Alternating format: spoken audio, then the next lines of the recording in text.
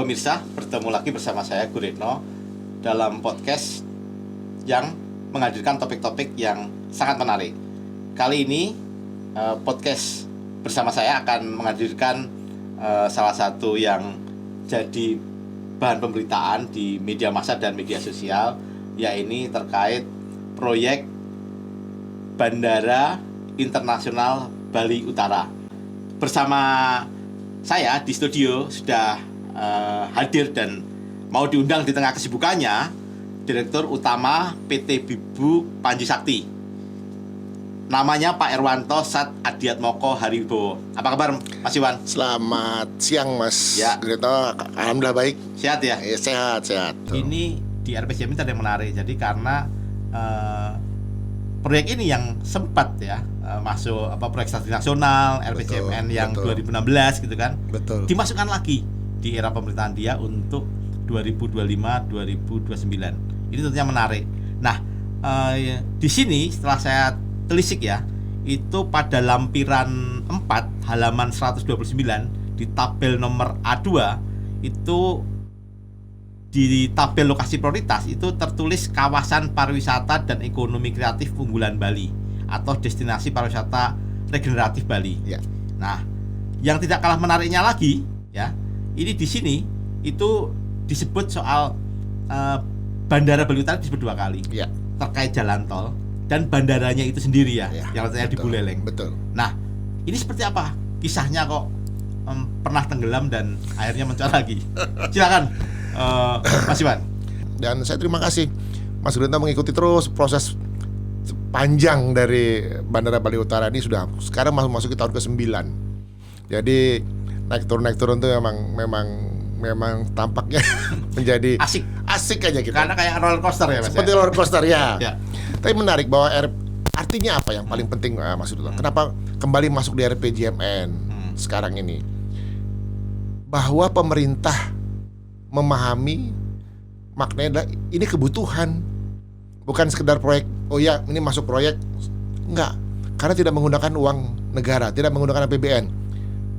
Masuk lagi di dan kali ini lebih menarik menurut kami karena dikawinkan dengan jalan tol. Karena tentu tidak bisa bandara itu jalan sendiri, harus ada infrastruktur yang mendukungnya. Dan ini makin solid. Tol yang dibuat oleh pemerintah itu dari Denpasar, Singapadu, Gianyar, Ubud, Kintamani, bandara kita, kemudian Singaraja. Artinya pemerintah betul-betul menghitung dengan cermat kali ini bahwa ini harus jadi. Itu saya kira yang pesan yang paling mendasar dari RPJMN 2025 ini. Oke, tadi menyebutkan berapa kota di seputar Bali Timur sama Bali Utara. Ya. Nah, ini kayaknya pengen juga pertumbuhan yang nanti akan di-trigger oleh bandara baru ini itu mungkin juga akan memberikan efek untuk kawasan sekitar ya. Pasti Mas Guritno. Yang paling merasakan dampaknya langsung adalah di samping Buleleng ya. Kabupaten Buleleng ini kabupaten terbesar di Bali, tapi termasuk tertinggal. Nah, kemudian kabupaten sebelahnya Karangasem itu dampak paling utama. Turun ke bawah ada Bangli, kemudian ada Kelungkung. Jadi 4 kabupaten ini saya kira merasakan dampak langsungnya, termasuk yang di paling barat yaitu Jembrana. Pasti ketarik dengan adanya bandara ini. Artinya ini efeknya buat masyarakat yang tinggal di situ penduduk otomatis ya. Luar biasa. Efek dominonya luar biasa. Nah, ini cerita-cerita soal Bibu. Dulu kan Bibu pernah masuk PSN ya. Ya. Proyek Strategi Nasional, dan kalau nggak salah Juli 2022 ya. Ya, dicabut. Akhirnya dicabut. Ya. Nah, waktu itu seperti apa sih dinamikanya kok sampai dicabut kalau kita mau mengingat lagi waktu itu? Ini membuka luka lama nih. Tapi buat kami sebagai pengusaha ya, memang ini tidak mudah. Saat itu dicabut dari dari PSN. Proyek Strategi Nasional PSN hanya karena satu alasan, bahwa ada 8, Mas Guritno, jangan lupa ada 8 proyek yang saat itu dicabut dari PSN karena apa? Tidak akan selesai di penghujung masa jabatan presiden saat itu ke-7, yaitu Pak Jokowi. Sementara PSN itu menjadi kira-kira apa ya? Andalan begitu ya? Iya, rapot hijaunya lah. Kan nggak pengen jadi merah kan. Ini belum selesai. Nah, dan kami dipanggil kok dengan Menko saat itu, bahwa ini kita drop ya, tapi jalan terus. Artinya tidak mendapat fasilitas dari PSN, itu aja kok. Dan jalan terus buktinya, nggak berhenti sampai sekarang gitu. Nah, tapi Kalau boleh jujur, saya akan terbuka di podcast ini, Mas Guritno, bahwa proses itu memang tidak mudah. Rule-nya itu rekomendasi bupati, rekomendasi gubernur, kemudian menteri perhubungan. Nggak perlu jauh-jauh kemana-mana. Tapi harus kita akui saat itu ada persoalan sedikit lah secara politis, sehingga tertahanlah di pengambilan keputusan terakhir, sehingga penlok itu tertunda-tunda. Kami memang melakukan banyak usaha, namanya ikhtiar. Kalau nggak ada usaha, nggak ada ikhtiar, kita nggak bergerak gitu nggak kan. ada hasil gitu ya. Ya, kami sempat diundang oleh One Team Press 2023 saat ulang tahun TNI. Kami diundang ke istana dengan tim One Team Press. Kami sampaikan semuanya. Nah, beliaulah yang membuat surat kepada presiden saat itu bahwa Bandara Bali Utara ini kebutuhan. 5 anggota datang dan saya membawa 3 raja dari Bali untuk bersama-sama bahwa ini proyek bersama gitu, ini pekerjaan bersama, program bersama, dan kami jelaskan. Nah, saya itu beliau bilang, oke, Pak, kami akan buat surat kepada presiden bahwa bandara ini memang kebutuhan dari studi apapun itu kebutuhan. Jadi beliau kirim surat kepada presiden. Nah, waktu itu presiden bilang, oke, kita akan siapkan surat keputusan presiden. Dan menariknya, Mas Guritno, kami saat itu diterima oleh calon presiden untuk meneruskan konsep ini.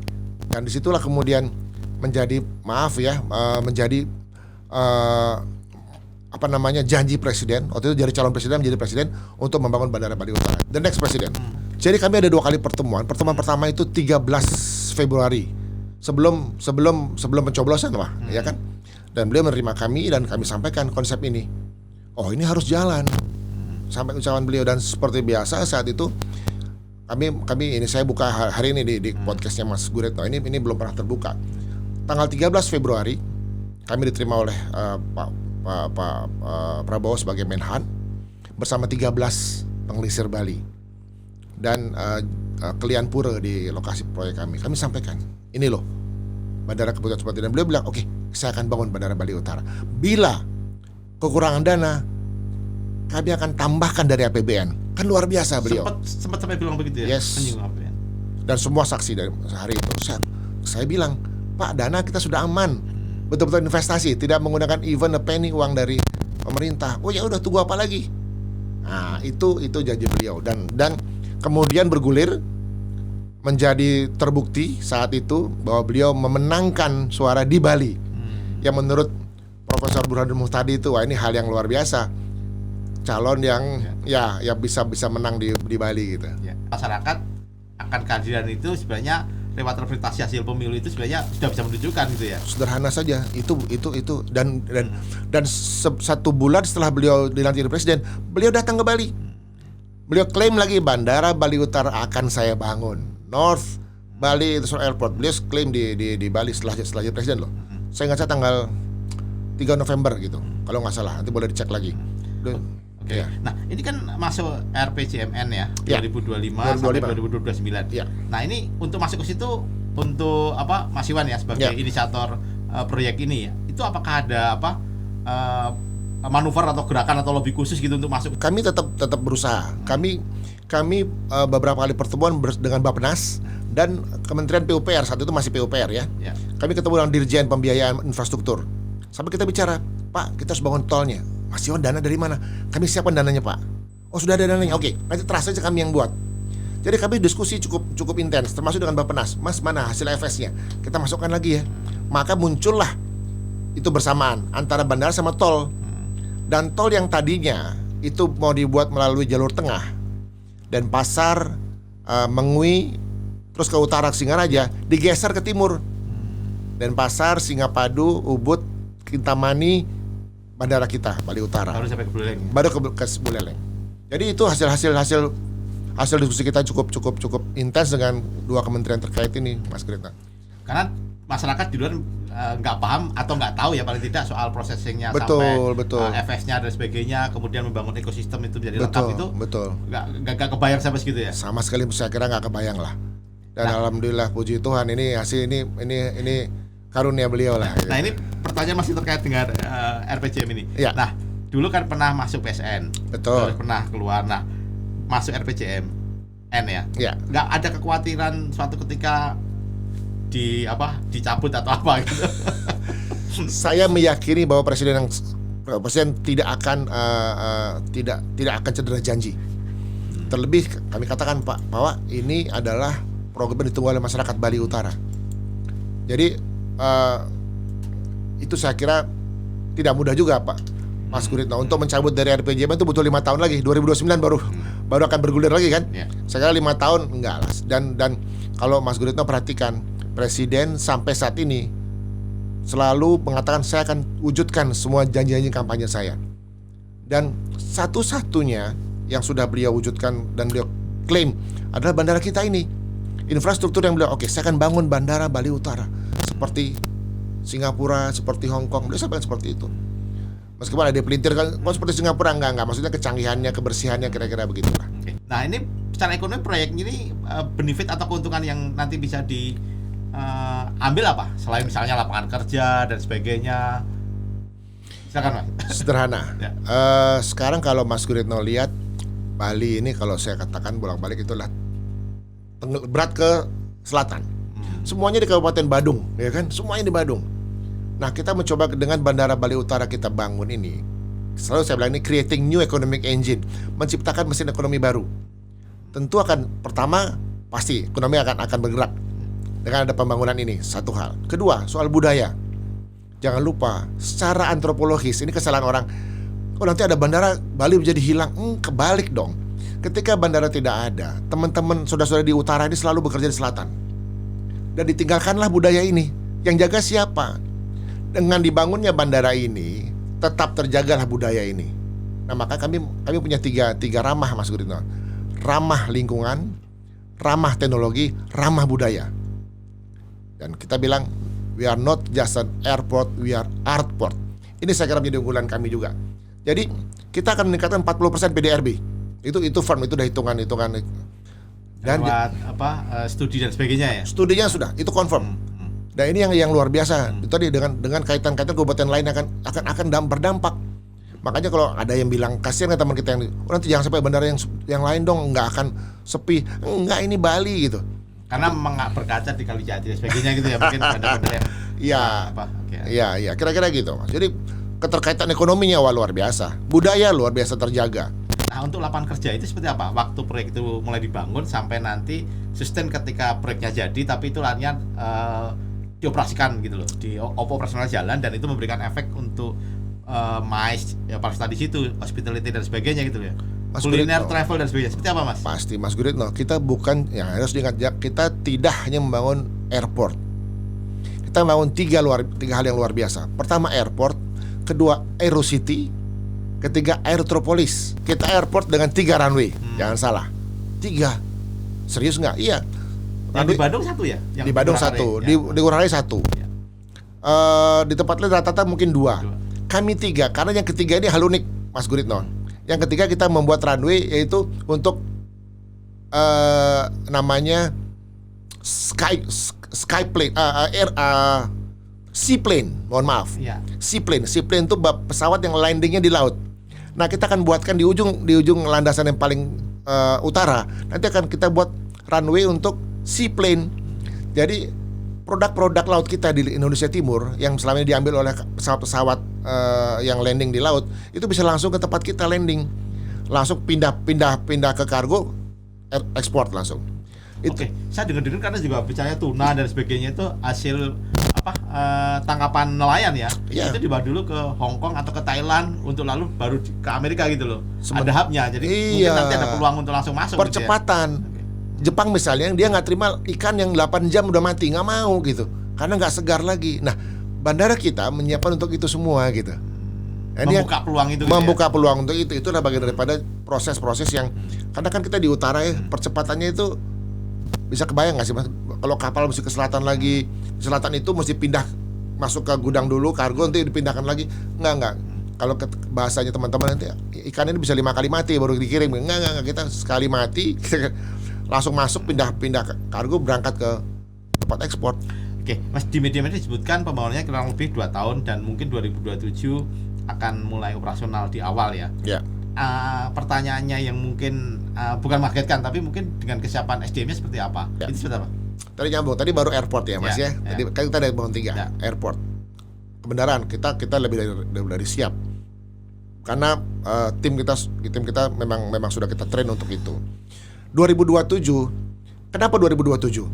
Karena menurut kajian Kementerian Perhubungan dan teman-teman di Kedirgantaraan, 2027 itu Bandara Ngurah Rai sudah stuck.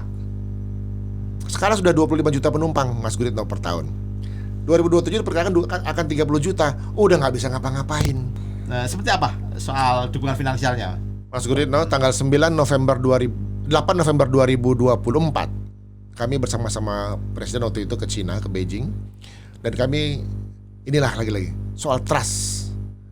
Kita mendapat kepercayaan dari sebuah perusahaan besar di Cina untuk menggelontorkan dana sebesar 3 miliar US dollar, kurang lebih sekitar 50 triliun, kurang lebih sekitar itu, untuk membangun. Artinya kita sepakat dengan mereka untuk turnkey project. Jadi nanti kita bayar setelah selesai. Kira-kira begitu. Ini menjadi pinjaman yang lunak. Nah, pembiayaan kita sudah aman. Pekerjaan, kita menggandeng seluruh teman-teman karya-karya di Indonesia ini untuk subkonnya. Menkon dari Cina, subkonnya dari Indonesia. Oke, dari BUMN karya ya. BUMN karya, semuanya kita libatkan. Apapun soalnya kita harus bersama-sama. Lokal pasti terlibat. Nggak bisa nggak, itu wajib. Itu sudah menjadi keputusan kami semua bahwa justru yang kita utamakan tenaga lokal semua, gitu. Tapi kalau dari segi arsitektur ya, kalau kita lihat maketnya, digambar-gambar dan sebagainya, itu siapa sih ngomong-ngomong yang bikin terminal bandaranya itu? Nah itulah ini ada kura-kura gitu kan kalau ya. Seperti apa? Kura-kura itu, jadi kami studi ya, saya dan teman-teman itu studi bahwa di Bali itu kura-kura adalah hewan yang disucikan. Kalau Anda lihat sanggah pura atau apa tuh, bawahnya itu kura-kura yang menjaga bumi. Jadi kita tetap, Mas, kita jangan lupa, kita itu membangun dengan dasar Trihita Karana. Trihita Karana ini yaitu hubungan kita dengan manusia, dengan Tuhan, hubungan dengan manusia dan hubungan dengan alam. Lingkungan ya. Lingkungan. Makanya itu kita buat dengan desain kura-kura sebagai hewan yang disucikan di Bali. Jadi gitu, desain itu kita siapkan dari dulu, udah kita hitung banget dengan konsultan dari luar juga gitu. Kita dari Jepang, karena terus terang kita konsultannya dari Jepang gitu ya, yang membangun bandara Kansai. Kita diskusi karena sama-sama di laut kan ini kan gitu. Tadi soal soft loan ya. Terus nanti pengembangannya seperti apa tuh Mas? Setelah bandara jadi, terus itu kan konsesi ya selama 50 tahun. Kalau kita dengan pemerintah 50 tahun, kemudian kita serahkan. Nah kita bayar, selama itu kita bayar lah. Hitungan kami di tahun ke-18 kami sudah BEP, udah selesai utang itu. Untuk jadi visi groundbreaking itu kan selalu ada landasan administratifnya ya, secara hukum kesepakatannya dan sebagainya. Betul. Itu udah dibikin lengkap atau seperti apa? Sudah selesai semua, sudah. Ini betul-betul saya tinggal menunggu waktu Bapak Presiden. Karena ini adalah janji Presiden dan beliau menghendaki untuk beliau melakukan groundbreaking. Ini kan ada 2 bandara di Bali berarti ya. Nanti berbaginya seperti apa? Untuk teknisnya, apakah ini untuk long flight gitu ya, yang jauh antar benua, antar negara, terus yang bawahnya yang Ngurah Rai itu ya karena ada cuma satu runway itu untuk domestik. Itu seperti apa? Itu tentu nanti kita diskusi dengan Kementerian Perhubungan. Tetapi yang Mas Guritno dan penonton harus tahu bahwa kita menyiapkan bandara kita untuk penerbangan long flight. Dari apa itu? Dari runway, kepanjangan runway-nya. Runway pertama itu 3,8 km. Artinya kita udah siapkan untuk pesawat terbesar di muka bumi ini, yaitu A380 bisa landing di situ. Jadi Mas, nanti apakah di sini internasional, di sini domestik, kita lihat. Makanya kita harus hubungkan dengan kereta api dan jalan tol. Tol itu kira-kira panjangnya 60 km Mas, kurang lebih ya. Kalau dengan kendaraan kurang lebih setengah jam. Jika ada perlu perpindahan penumpang juga nggak jauh-jauh amat, kira-kira gitu ya. Jadi bukan persaingan tapi saling support ya. Kita komplementer, saling melengkapi. Nah, tadi cerita sampai 3,2 km panjangnya runway-nya. Itu yang dilepas pantai itu total berapa hektar? Kita untuk Aerocity airportnya saja 600 hektar. Ditambah kiri kanan Aerocity 100-200, jadi total 900. Jadi airport sama Aerocity total 900.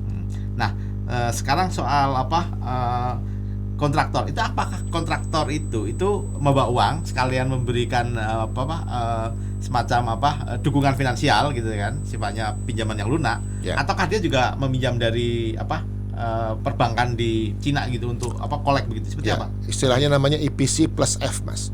Kalau EPC itu hanya kontraktor saja. Nah, kontraktor kami ini termasuk bawa uang.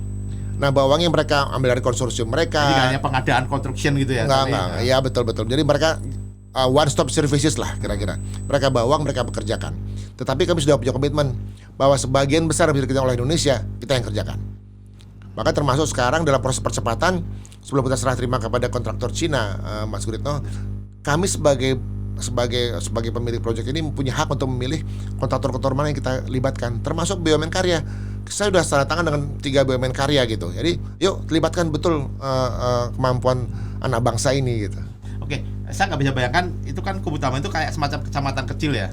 Nanti itu proyek menjadi besar gitu loh. Nah, serapan tenaga kerjanya dari mana itu? Ini menariknya bandara kita, Mas Guritno. Kita akan membuat satu sekolah vokasional untuk warga setempat. Sebelum kita kerjakan di tempat kita didik dulu. Jadi sebagian besar kita udah putuskan menggunakan tenaga lokal di level tertentu. Tentu kita nggak bisa di semua level kan. Level katakanlah pekerja lapangan, kita akan didik mereka. Bahkan yang paling menarik, Mas, selalu saya bilang saya merinding. Di situ ada satu desa yang nanti boleh Mas browsing, namanya Desa Bengkale. Bengkale itu bisu tuli, Mas. Dan saya sudah bersumpah bahwa mereka saya pekerjakan di bandara kita. Bandara kita menjadi bandara pertama di muka bumi ini mungkin yang terbanyak mempekerjakan disabilitas. Seperti itu. Ini konsep dari mana itu, Mas? Saya kira jalan Tuhan lah. Karena kita percaya semua, teman-teman di Bali juga bilang ini proyek Tuhan, ini program Tuhan. Kalau enggak masuk akal nggak, udah 9 tahun terus kita masih bertahan gitu ya. Nggak kuat gitu ya. Nggak akan ada yang kuat gitu kan. Nggak ada yang kuat gitu. Betul. Yang Aerotropolis seperti apa, Mas? Jadi Aerotropolis itu kota yang mensupport bandara. Maka namanya Aerotropolis. Luasnya sekitar 2.800 hektar. Kurang lebih ya seperti Bintaro Jaya di sini kurang lebih ya, Mas. Jadi kita membuat kota baru. Isinya apa? Ya semua kebutuhan sebuah kota baru ada di situ. Ada perumahan, ada sekolah, ada tempat hiburan, ada pariwisata. Semuanya ada. Nah, kita bangun itu di darat lokasinya. Kalau tadi airport sama Aerocity itu di laut, Aerotropolis di darat. Seluas 2.800 hektar. Itu menggunakan tanah masyarakat. Kenapa bisa di sana? Nah, ini menariknya. Kalau di laut, kalau di darat kita buat bandara agak susah. Karena apa? Ada pura, ada situs macam-macam. Kita nggak bisa buat di Bali itu buat runway 3.800 meter terus nggak kena pura, agak susah di Bali. Nah, kalau Aerotropolis, pura kita jaga, Mas, kita perbaiki. Karena apa? Kita bangun kota, bangun tempat baru untuk pengembangan wilayah. Jadi Aerotropolis ini kita menggunakan tanah masyarakat yang tidak ada 1 meter pun yang kita beli. Nah, ini pola baru juga. Tanah mereka kita penyertaan di tempat di Bibu Pandya Sakti. Jadi kalau begitu Bibu untung, kita bagi untung. Kalau rugi mereka nggak ikut rugi. Itu satu. Yang kedua, dengan penyerahan tanah mereka untuk kita kelola. Jadi kita nggak beli tanah ya, Mas. Nggak ada sertifikat yang berpindah. Proses pembangunan di yang Aerotropolis ya. Itu apa dulu? Perumahan, rumah sakit, sekolah, atau yang tadi vokasi, atau fasilitas penunjang lainnya? Tentu yang pertama infrastruktur, Mas. Ya, jalan, tempat-tempat sosial kita akan bangun. Udah perumahan untuk pegawai-pegawai di bandara akan kita siapkan. Sekolah, kemudian fasilitas kesehatan, kemudian baru pariwisata. Kita akan bangun hotel, lapangan golf. Iya. Misalnya ada investor dari luar mau masuk gitu kan. Aku naksir pengen bikin ngelola yang lapangan golf, atau saya pengen bikin hotel, itu seperti apa kerjasamanya? Ke Bibu Pandya Sakti atau ke masyarakat lokal? Ke Bibu. Karena kami yang sudah mengelola itu kawasan itu kan bersama-sama. Jadi satu pintu begitu ya? Satu pintu. Termasuk misalnya untuk karyawan ya, Mas, nanti bayangin ya, ini model pertama nih. Para kepala desa, perbekal itu akan menjadi pintu masuknya. Hei masyarakat, yuk daftar di desa masing-masing ya. Nanti difilter oleh kepala desa baru ke kita. Oh, ini bisa ya kita sekolahkan vokasional tadi 3 bulan. Oh, akan menjadi katakanlah urusan parkir pesawat. Nah, kita didik parkir pesawat, kita didik di kargo, di logistik, macam-macam kita didik mereka semua. Sampai di bagian depan tiketing misalnya, kita kalau mereka punya kemampuan kita akan ajarin gitu. Gitu, Mas. Jadi model penyerapannya tenaga kerja memang prioritas lokal dulu begitu ya? Iya, nomor 1 lokal, pasti. Itu kami jamin di situ, kami janji berbarengan. Nah, ini kan butuh tenaga pendidikan dan sebagainya. Untuk kemitraannya dengan siapa aja, Mas? Kami sudah sign MOU dengan 3 perguruan tinggi di Bali. Siapa aja nih, Mas? Udayana yang di Denpasar, di Buleleng kami dengan Panji Sakti dan Undiksa.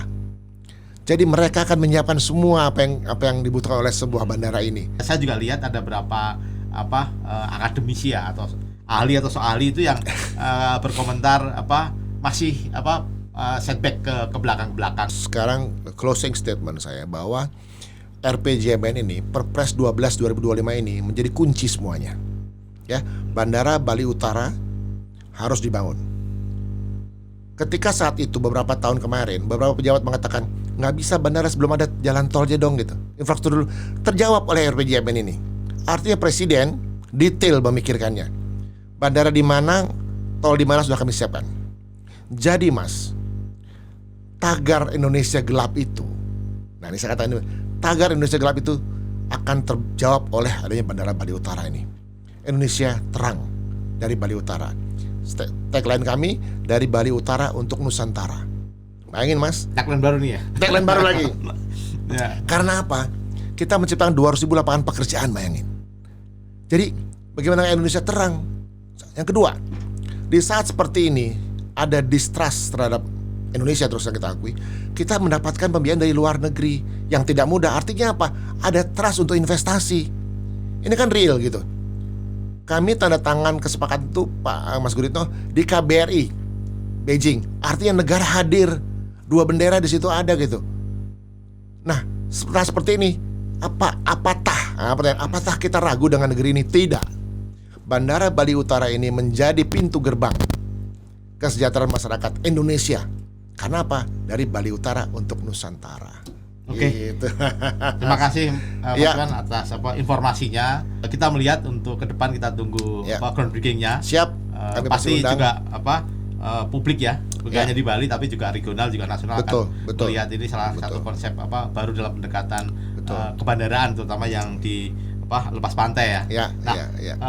Pemirsa, demikian bincang-bincang saya dengan Direktur Utama Ibu Panji Sakti yang biasa panggil Pak Iwan, dan kita akan lihat bahwa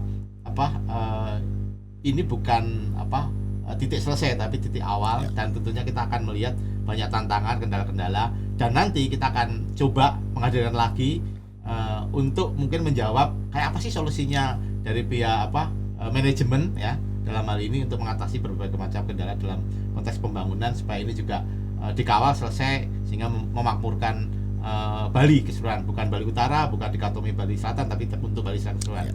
Demikian, sampai jumpa di podcast kami di lain kesempatan. Terima kasih Mas. Luar biasa. Mantap dulu Mas Grito.